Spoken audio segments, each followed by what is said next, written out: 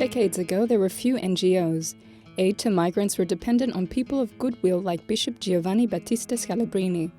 At the end of the 19th century, this Italian made headway to involve governments in the reception and integration of migrants.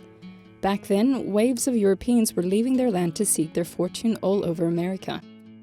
He involved the Italian government. He went to visit migrants in Brazil, motivated the local church as well as the local government to receive migrants. When he went to the United States, he visited migrants in New York, their parishes, and the bishops. He went to Washington to see President Roosevelt and demand the country implement protection laws and programs. Giovanni Battista Scalabrini founded up to 3 institutions to help migrants, including the missionaries of St. Charles Borromeo, known as the Scalabrinians. There are currently around 600 priests present in more than 30 countries.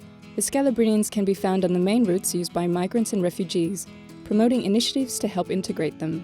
The Superior General, Father Leonardo Chiarello, is a descendant of Italian migrants in Brazil.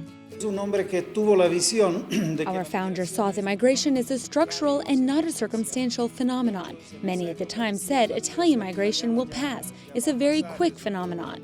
We know that migration is structural, but there are very rapid changes in some migratory flows, which is what's happening in Venezuela. Political change is also sufficient to provoke a massive movement of migrants, so we must pay attention to what happens. Today, being aware of what is happening in the world means preparing for the collateral damage of the pandemic. The UN estimates that some 25 countries will face devastating levels of hunger in the coming months due to the coronavirus. The situation of migrants and refugees who already live in a precarious way is also expected to worsen. So in parishes like this one in Rome, they distribute food and clothing to Latin American migrants in need. For this reason, Father Leonardo Chiarello explains why the mission of the Scalabrinians continues and will remain the same as it was more than 100 years ago when they were founded by a bishop ahead of his time.